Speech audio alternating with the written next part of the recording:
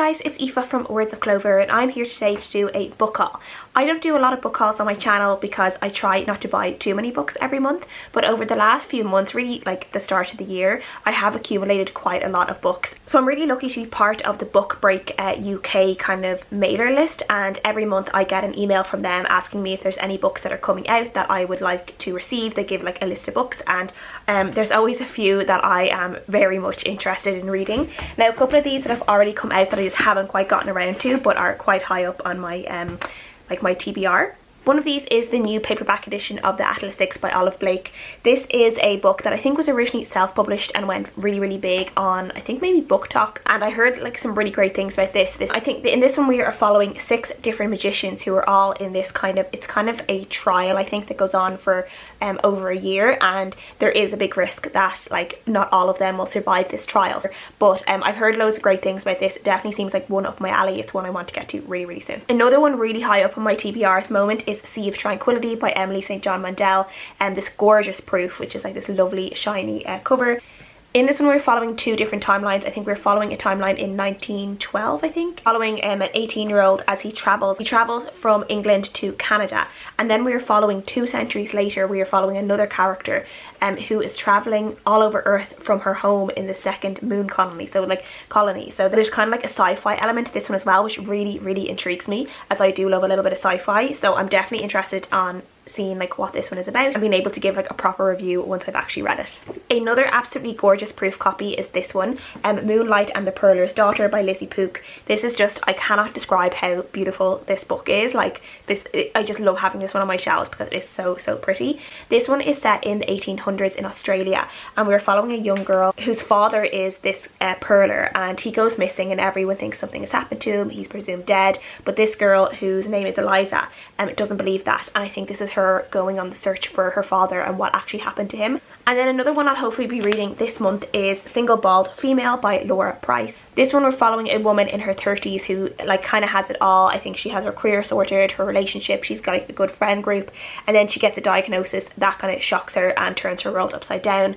And I think we're also following her friendship with another woman who has incurable cancer, and we're seeing how that affects her life, her own diagnosis, maybe with whatever it is that she's been diagnosed with. I'm not 100% sure, having not read the book yet, but yeah, I've heard some great things about this one. So 2 May books from Pan Macmillan that I got through Book Break. One of these is Vladimir by Julia May Jonas. This is one that I've heard quite a lot about. It's kind of described as literary kind of romance fiction in a way. This is the UK cover, and I don't know if anyone has seen the US cover of this book, but it's basically like this like topless man like with a big hairy chest, and it's so funny. We're following a woman who's married to an English professor, and we see that I think they've had some sort of open relationship for a few years, but then her husband I think is accused of sexual assault or inappropriate relationships with students, and this kind of spins the character we're following, it kind of spins her world a little bit as she tries to deal with that. And then she starts kind of, I don't know whether she just becomes obsessed or she actually enters a relationship with this young man she meets who lives I think near them.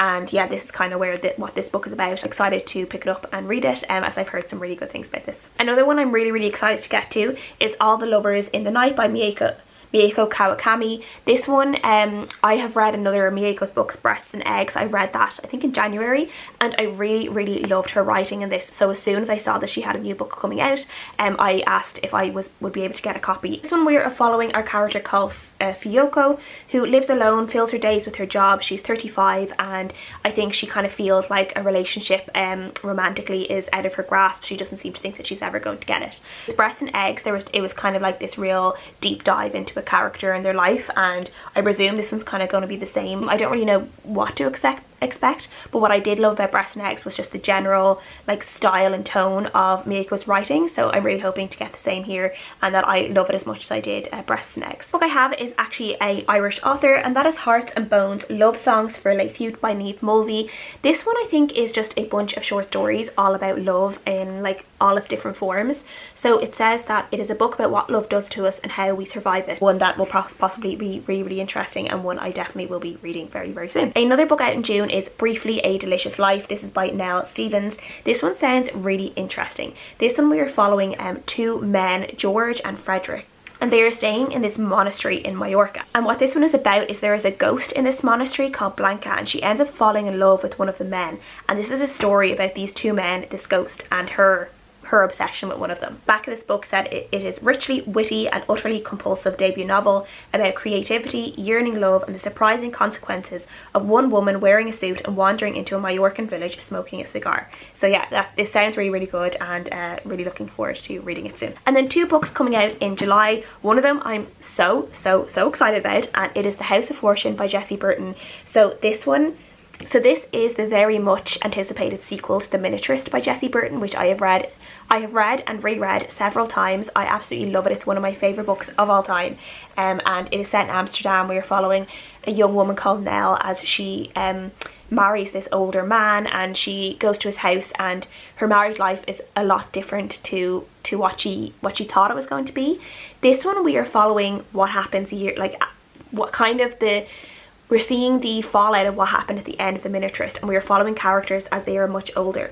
So I can't really say too much about this one because everything about the plot of this one would spoil what happened at the end of The Miniaturist, but all I can say is I'm really excited about this one, and I'm really hoping to feel all the same things I did when I read The Miniaturist. And then the next book is The Double Life of Daisy Hemmings by Joanna Nadine. This one I actually picked up because it reminded me a lot of like Daisy Jones and the Six and Evelyn Hugo. It definitely reminded me of a Taylor Jenkins Reid novel, the way it's described. We're following a timeline in 1988 with these group of teenagers, and it says that at the end of the summer one of these will be dead.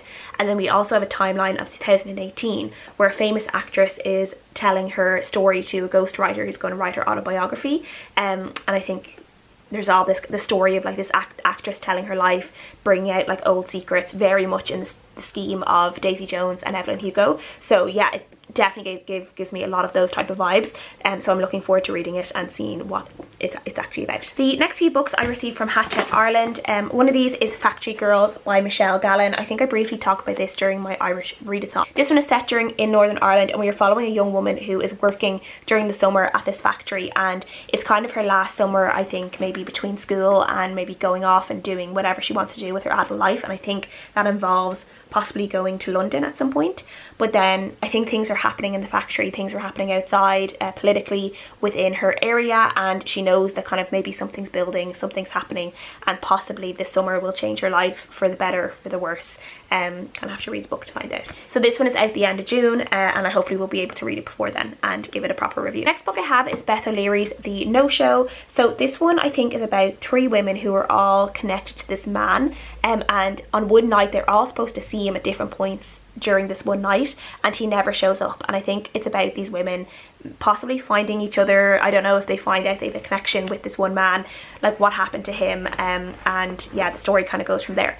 So I'm interested in reading this because I kind of have like a love-hate relationship with Beth O'Leary. Like, I like parts of her book, but then there's other parts that like I just don't really get along with. I liked The Flat Share, it was fine, it wasn't like anything amazing for me. And then The Road Trip, which was her book that came out last year, I really didn't like. So I'm kind of interested in The Switch. I haven't gotten to yet, but I'm interested in like reading this and seeing seeing if I like it. I've seen some really good reviews of it, and I've seen reviews saying that it is stronger than The Road Trip, which is one that I didn't like. So yeah, I'm hoping to read this and enjoy it.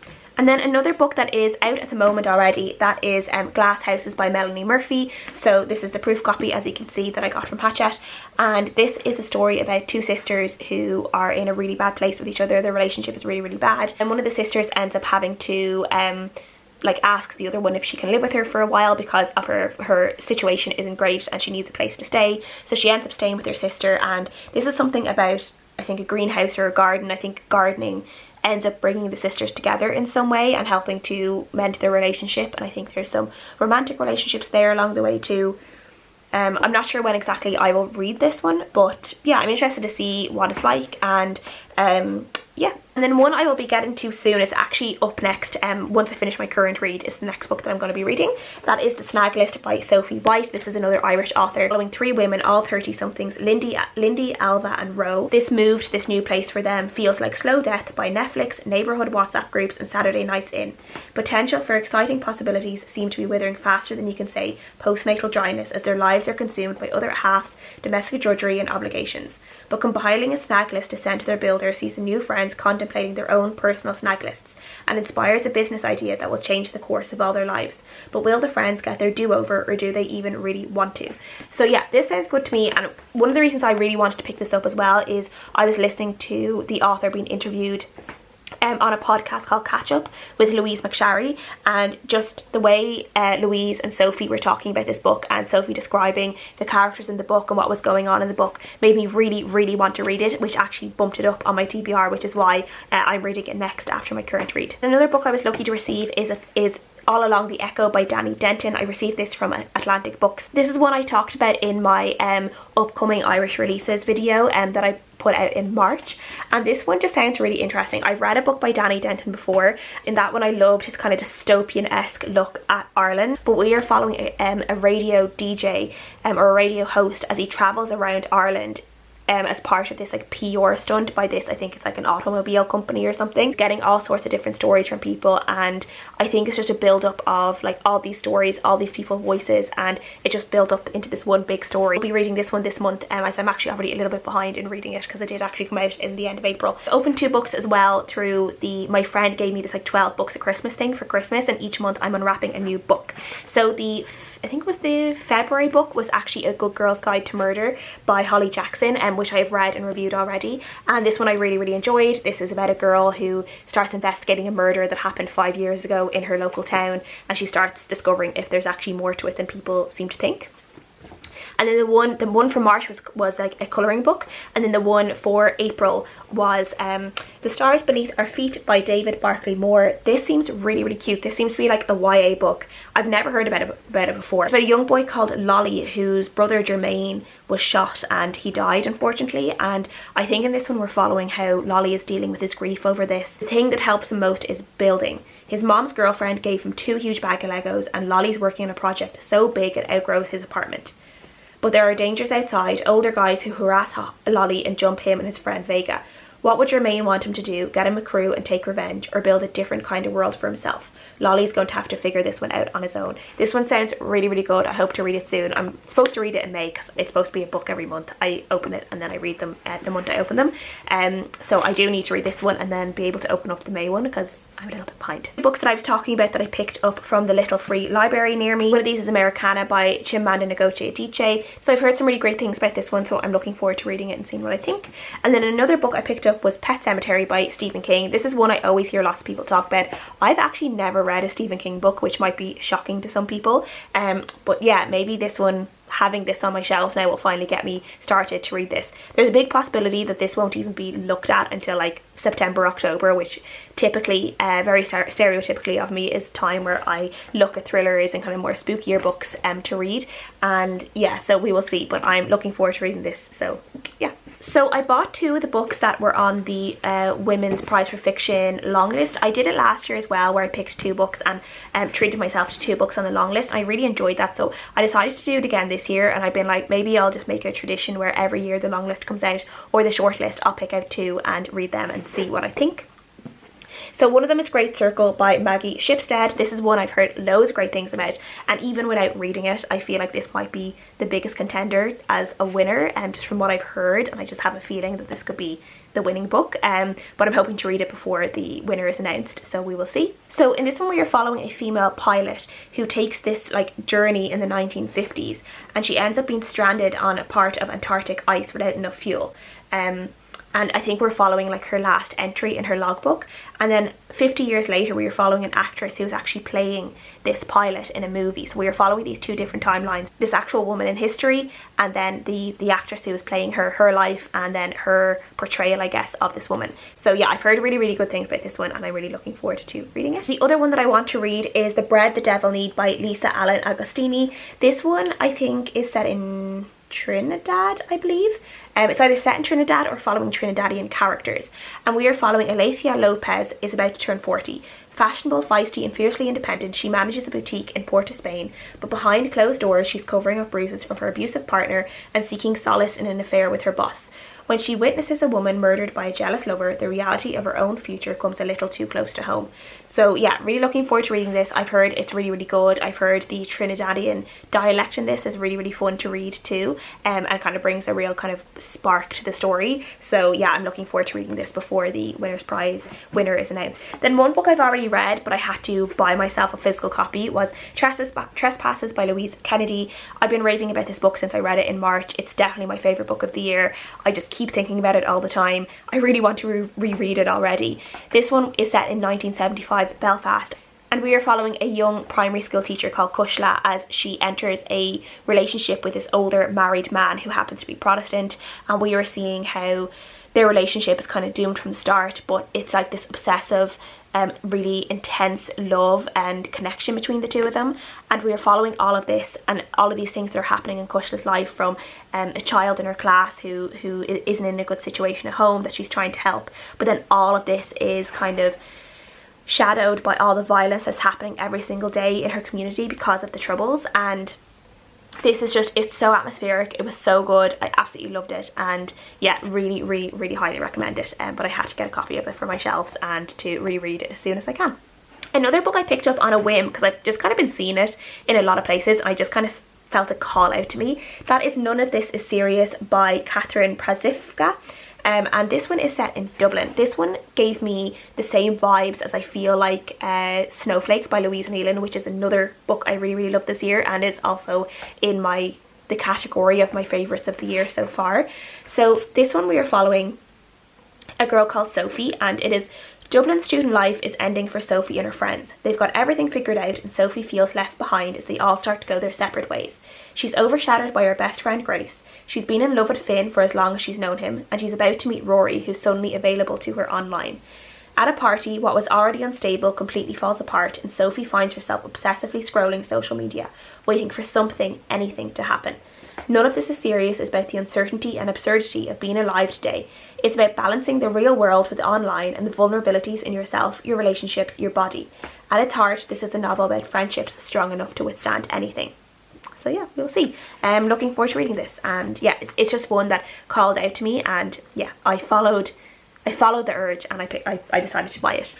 And then another one that I've already talked about in my Irish releases video, but is one that I decided I really wanted a physical copy of, and like, this is just the cutest little book. Like, I am obsessed with this copy of this book. It is just adorable. I just love like the finish of it, like the cover, like the flap, the lovely yellow, and like it's just like this really cute like short book. Like it's much shorter than like a normal paperback, but I love it. It's just so unique and unusual. So this is Seven Steeples by Sarah Baum, and all I know about this is this one we're following a young couple who basically say goodbye to their friends and family. They up everything, and they decide that they're going to go and live their life in the rural countryside. But this is taking place in a remote house in the southwest of Ireland. This rich and vivid novel spans 7 years and speaks to the times we live in, asking how better to live in the natural world and how the choices we make lead us home. So yeah, there's just something about this one that I just really wanted to read, and yeah, I just feel like I'm going to really love it. And yeah, I just love the cover of this book. I just love this book so much. So I'm really looking forward to reading it and hoping I love the inside as much as I love the outside. And then the last thing I wanted to show people is I actually got this really nice goodie box from Gill Books to celebrate the Aisling from the Oh My God, What a Complete Aisling books. So to celebrate the new book that came out this year. So I got this really cute kind of goodie box as you can see here, and I'm going to take everything out and show you what was actually in it. First of all, there was obviously the book, which is Aisling and the City. This is by Emer McLysat and Sarah Breen, and this is the third book in the Oh My God, What a Complete Aisling series. And look at those green sprayed edges. It's really lovely. So in this box there was a couple of really cute kind of like Aisling themed postcards that can be easily used as bookmarks, so I love that. There was also this like pestle and mortar serum, which is like really cool. So it is the vitamin C 2-phase serum, which is definitely something that I will be using as soon as the serum I'm using at the moment runs out. So I will open it up to show. So yeah, so like it's a pretty good size like thing to have in a goodie box, I feel like. Then there was this lovely little chocolate from Gras Chocolates, which are also in the theme of the book, so the green. There is a Pinot Noir Grigio Fizz, which is really cool, so I'll actually put that in my fridge and maybe I'll have it tonight. A lip balm as well, which is super handy, and I'm pretty sure this is in sustainable packaging too, which is cool. And then also these two Oh My God What a Complete Ashling pencils, which I love. I can use them for work. So yeah, it was really cool goodie box. Like, it was just really nice to be able to open that during the week when I was like in work meetings and had loads of work things on. And yeah, it was kind of a nice little thing to get from the postman while all that was going on. That was everything I wanted to talk about for my book haul. There was quite a lot here, so I'm really sorry if this is really long, but I just had so many books I wanted to talk to you guys about, wanted you to show, and hopefully really soon I'll be able to have a review of all of these books because I will have actually read them. So thank you guys so much for watching. Please leave a comment down below and I'll see you guys again next time. Bye!